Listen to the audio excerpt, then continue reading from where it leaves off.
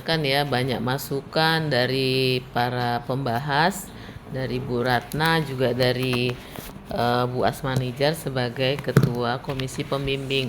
Mungkin saya hanya menambahkan dan menekankan beberapa titik yang paling kritis ya untuk Aryo Eka Putra.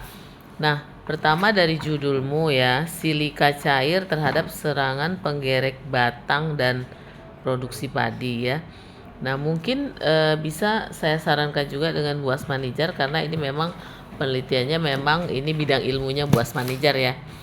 Kita buat spesifik ya dia, misalnya apa yang membuat judul ini menjadi lebih menarik ya. Misalnya apakah bisa spesifik lokasi atau spesifik varietas atau apa. Jadi kalau orang baca langsung tertarik gitu. Tapi mungkin penelitian seperti ini apa sudah banyak Kak yang terkait dengan ketahanan terhadap serangan penggerek batang ya. Belum banyak, makanya harus kita tekankan ya, artinya silika cair ini kan tadi tujuannya supaya batangnya itu kuat ya. Nah, kalau batangnya kuat terhadap serangan penggerek batang, sebenarnya apa nih yang menyebabkan dia jadi kuat? Itu pun belum nampak di dalam parametermu ya. Jadi cuma parametermu tadi produksi dan persentase ya yang terserang per anakan terserang, terus rumpun yang terserangnya. Biasanya penggerek batang padi ini jerangnya umur berapa ini Kak? Umur 4 minggu udah mulai ada dia. Mulai ada serangan ya. Nah jadi karena ini adalah tujuan utama dari penelitian ini nanti dikaitkan dengan produksi padi. Nah coba Aryo cari dulu mungkin diskusi dengan Bu Asmanijar ya, selain ini apa tuh yang menyebabkan dia nanti tahan, apakah batangnya dengan silika ini menjadi lebih elastis, lebih kuat atau bagaimana? Apa itu susah nggak melakukan penelitian itu? Karena penelitian ini menarik ya, cuma kita kan mikirin juga nih bisa nggak tuh dilakukan penelitian misalnya yang terkait dengan ketahanan terhadap serangan tadi, apakah jadi lebih keras kan seperti itu. Ya kalau misalnya ya kita tuh ada misalnya alat ya untuk mengukur elastisitas ya atau kekerasan, mungkin itu nggak terlalu sulit saya rasa. Coba itu dipikirkan Aryo. Jadi kamu kalau misalnya ditanya kenapa silika bisa meningkatkan terhadap serangan penggerek batang, oh batangnya lebih keras. Nah seperti itu ya. Jadi itu terkait dengan perlakuanmu. Iya, apakah dia nggak mudah rebah? Nah, seperti itu kan? Penelitian itu banyak yang ke pupuknya. Jadi supaya dia jangan mudah rebah, iya. kasih silika gitu. Kalau untuk penggerek batang memang masih jarang. Tapi kalau untuk supaya mempertahankan kerebahan, ya itu pakai silika memang. Iya, makanya kan mungkin dari segi yang ilmu tanah juga mungkin udah ada itu ya. Gimana nih cara mengukur kekerasan dari batang itu sehingga dia nggak mudah ditusuk sama si penggerek batang ini. Dan mungkin pengaruh umur juga ya, mungkin kalau lebih mudah diserang. Nah sehingga nanti itu terkait dengan perlakuan, kapan sebaiknya dilakukan silika ini dikasih supaya dari awal dia udah lebih keras, apakah lebih bagus dengan granul karena dari awal udah diserap. Itu mungkin nanti Bu Asmanijar kan bisa juga dibikin satu roadmap penelitian sendiri ya yang terkait dengan ketahanan terhadap penggerek batang. Nah itu, nah makanya selain tadi parameternya, judulnya juga perlakuannya. Dari tadi memang semua udah menyoroti ya ini terkait perlakuanmu ya. Pertama tadi kan belum nampak nih spesifikasi dari materi yang mau diuji ya. Jadi gelap kita, apa itu silika, gimana bentuknya. Kemudian konsentrasi yang kamu berikan harus sesuai dengan yang anjuran ya. Yang kalau ada di leaflet itu kan berarti mereka tuh juga nggak sembarangan ya. Udah ada hasil risetnya. Sehingga mereka misalnya buat berapa tadi Aryo? 2-3, katakanlah kita misalnya nanti ngambil 3 mili. Maka kamu turunkan misalnya 0 mili, 3 mili, 6 mili, 9 mili itu misalnya ya. Nah ini kan kamu perlakuannya cuma 5 ya, 5 perlakuan dengan 5 ulangan ya. Tapi ini udah berdasarkan perhitungan rancangan percobaan ya, udah memenuhi ya 25 plot ya. Oke, terus tadi sampelnya satu plot berapa tanaman?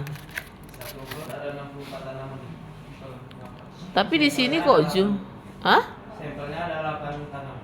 Nah, berarti kamu harus tambahkan ini jumlah tanaman per plot. Karena di sini jumlah bibit yang ditanam kok cuma 8 bibit. Padahal tadi kamu usulkan 64 ya. Nah, berarti sampelnya juga minimal kalau 64 kamu minimal ya 6 lah sampelnya, 10% ya dari populasi. Ini berapa? 8. Sampelnya 8 ya. Oke. Ini perbaiki ya, Rio. Udah jadi berantakan semua. ini masih ya terus terang memang kita karena waktu ya udahlah seminar dulu gitu ya, karena di seminar ini kita nanti akan memberikan masukan. Kemudian ini tadi perlakuannya ya Aryo, tadi kan udah jelaskan Bu Asmanijar gimana cara kalibrasinya.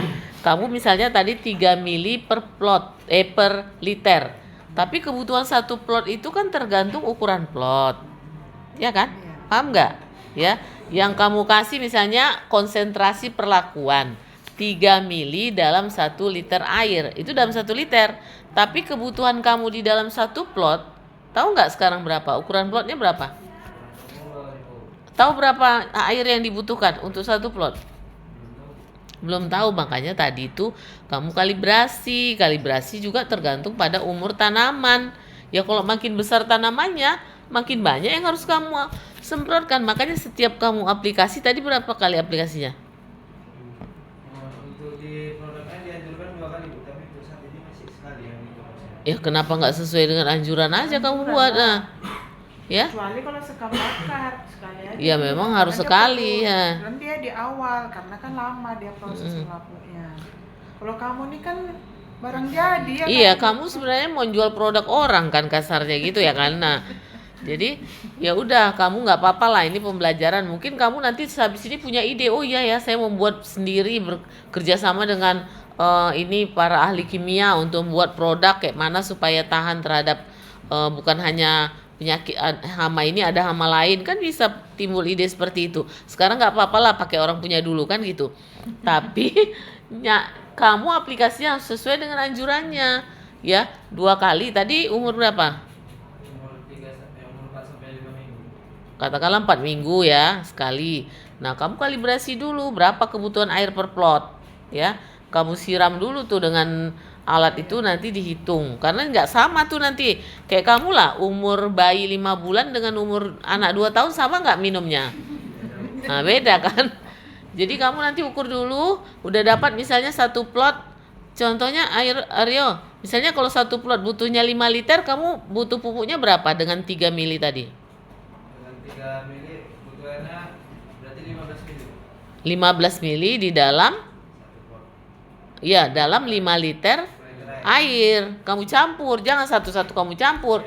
15 mili masukkan dalam 5 liter air, itulah harus habis dalam satu plot ya. Nah, jadi ingat itu karena ini perlakuanmu. Ya, oke. Nah, kemudian tadi ya parameternya coba didiskusikan lagi untuk mencari ya kenapa tahan, ya kan? Nanti kamu dalam hasil penelitian bilang, oh iya ini tahan lebih banyak, lebih bagus. Kenapa kan gitu kan? Lebih keraskah dia, lebih elastiskah? Nah, itu coba nanti dicari metodenya. Kan banyak di YouTube, di Google itu kan bisa dipelajari. Jadi nanti kamu perbaiki proposalnya, kamu detailkan ya. Misalnya aplikasi silika itu gimana caranya, berapa konsentrasinya, itu nanti waktu kamu hasil penelitian itu udah harus jelas. Ya, apa yang kamu lakukan di lapangan seperti tadi disampaikan oleh Bu Asmanijar, kamu catat hari ini saya ini, hari ini tanggal sekian, dicatat semua. Jadi waktu kamu menyiapkan skripsi tinggal kamu tuangkan di dalam laporan ya. Saya rasa itu Bu Asmanijar. Terima kasih. Assalamualaikum warahmatullahi wabarakatuh. Waalaikumsalam warahmatullahi wabarakatuh.